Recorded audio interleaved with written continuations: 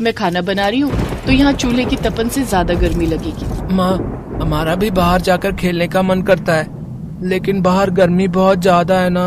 हाँ तो तुम्हारे दोस्त भी तो खेल रहे हैं, उन्हें गर्मी नहीं लगती क्या?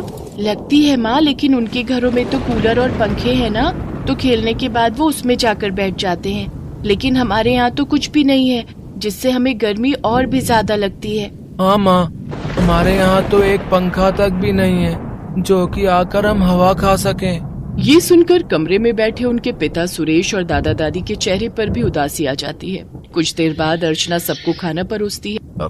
बस अर्चना, मुझे यही रोटी देना, मेरा पेट भर गया। हाँ, मुझे भी और रोटी नहीं चाहिए। ये क्या, आप दोनों का एक एक रोटी से पेट भर गया?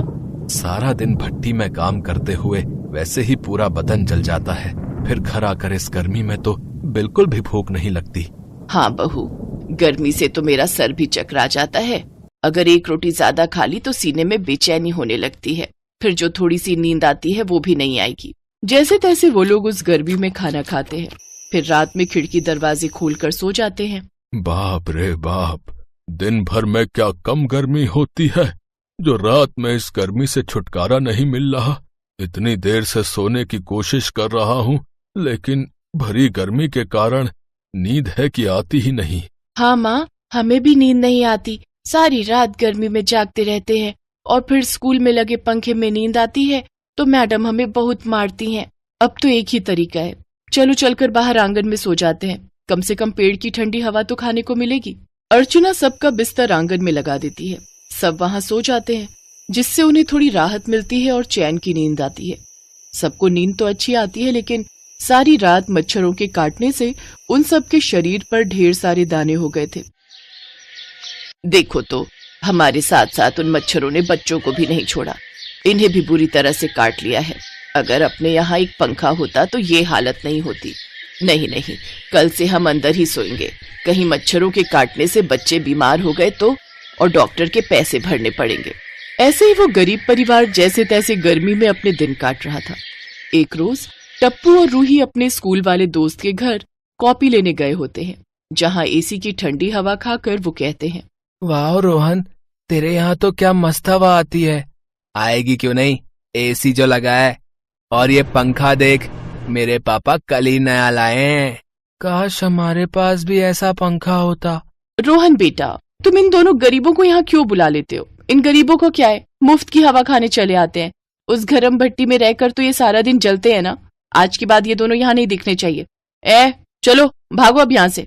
दोनों बच्चे रोते हुए घर आ जाते हैं और अपनी माँ को सारी बात बताते हैं।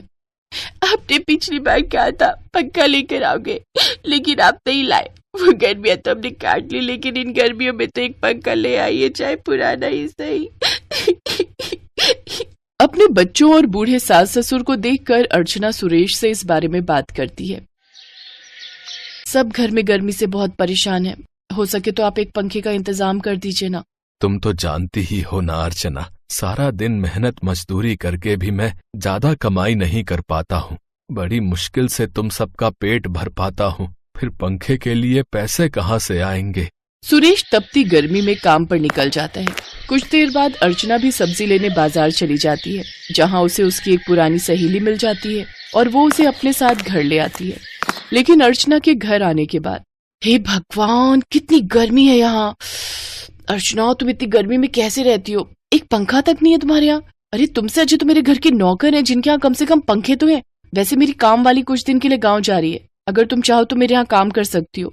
ये मेरा पता है। अच्छा मैं चलती हूँ अब, मेरा तो दम घुट रहा है यहाँ। टीना अपनी अमीरी का रौब दिखाते हुए वहां से चली जाती है। ऐसे ही समय बीतता है। सारा दिन गर्मी में रहने के कारण एक रोज दोनों बच्चों की तबीयत काफी खराब हो जाती है। देखिए, गर्मी के कारण इनकी ऐसी हालत हुई है।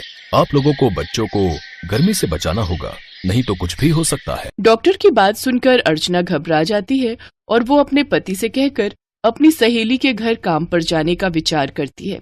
देखो, हम दोनों मिलकर कमाएंगे तो कुछ पैसे जोड़कर हम इन गर्मियों में एक पंखा तो ले ही आएंगे। ठीक है अर्चना, जैसा तुम्हें ठीक लगे। दोनों मिलकर अब काम करने लगते हैं। बेचारी अर्चना शर्मिंदा होकर अपनी सहेली के यहाँ काम करने लगती है। क्या अर्चना, वो देख, तूने वहाँ ठीक से पोछा नहीं मारा, देख अच्छे से सफाई कर, नहीं तो तेरे पैसे काट लूंगी, समझी? देखा तूने मेरा घर कितना बड़ा है, हर कमरे में एसी है मेरे, और जितना तुम्हारा घर है ना उससे बड़ा तो मेरा बाथरूम ही है। खैर, जैसी जिसकी किस्मत। अर्चना बेचारी बेइज्जती के कड़वे घूंट पीकर चुप रहती और चुपचाप सारा काम करती। अब वो थोड़े पैसे बचाकर पंखे के लिए जमा करती है। ऐसे ही सुरेश भी अब देर रात तक मजदूरी करके घर लौटता। दिन रात मेहनत करके दोनों पति पत्नी पंखे के लिए पैसे जमा कर ही लेते हैं। एक रोज जब सुरेश पंखा लेने बाजार जाता है तो रास्ते में एक छोटा लड़का साइकिल चला रहा होता है। तभी एक गाड़ी वाला आकर उसे टक्कर मारकर चला जाता है, जिससे उस बच्चे को गहरी चोट आ जाती है। हे भगवान, इस बच्चे को कितनी चोट आई है, इसे अभी अस्पताल ले जाना होगा। सुरेश उसे जल्दी से अस्पताल ले जाता है, जहां पंखे के लिए जोड़े हुए पैसे वो उस डॉक्टर को दे देता है और खाली हाथ घर आ जाता है। बाबा, पंखा कहाँ है? नया पंखा आ गया क्या? मुझे माफ करना बच्चों, मैं पंखा नहीं ला पाया। सुरेश सबको सारी बात बताता है। कोई बात नहीं जी, उस बच्चे की जान बचाना ज्यादा जरूरी था। पंखा हम अगले साल ले लेंगे। उधर उस बच्चे का पिता डॉक्टर से सुरेश का एड्रेस निकलवाता है और सुरेश को धन्यवाद कहने उसके घर आता है, लेकिन वो दरवाजे के बाहर खड़ा उनकी सारी बात सुन लेता है। फिर वो जल्दी से एक पंखे की दुकान पर जाता है और वहां से एक नया महंगा पंखा ले आता है और सीधा सुरेश के घर आता है। जी, आप कौन? मेरा नाम विवेक है और मैं उस बच्चे का पिता हूँ जिसकी जान आपने अपने पंखे के लिए जोड़े हुए पैसे देकर बचाई है। मैंने आप लोगों की सारी बातें सुन ली थी, इसीलिए मैं ये पंखा ले आया। आपने मेरे बच्चे की जान बचाकर मुझ पर बहुत बड़ा एहसान किया है, इसीलिए मैं आपकी मदद करना चाहता हूँ। ये पंखा मेरी तरफ से आप लोगों के लिए, और साथ ही मैं आपको अपनी फैक्ट्री में काम देना चाहता हूँ। क्या आप मेरी फैक्ट्री में काम करेंगे? आप तो सचमुच हमारे लिए फरिश्ता बनकर आए हैं। अरे फरिश्ते तो आप थे जो आपने मेरे बच्चे की जान बचाई। विवेक उस पंखे को इंस्टॉल करवा देता है। वो काफी महंगा पंखा था, इसलिए उसमें से ऐसी हवा आती थी मानो एसी चल रहा हो। वाह बाबा, ये तो रोहन के एसी से भी अच्छी हवा दे रहा है। अब तो मैं आराम से पंखे के नीचे बैठकर ना पढ़ाई कर सकता हूँ। हाँ, और अब तो हमें स्कूल में भी नींद नहीं आएगी और ना मैडम की मार खानी पड़ेगी। उस दिन के बाद वो गरीब परिवार पंखे की ठंडी हवा में आराम से सोता है। साथ ही सुरेश अब फैक्ट्री में मैनेजर की नौकरी पर काम करने लगता है, जहाँ उसे अच्छी तनख्वाह मिलती है, जिससे उनकी गरीबी दूर हो जाती है।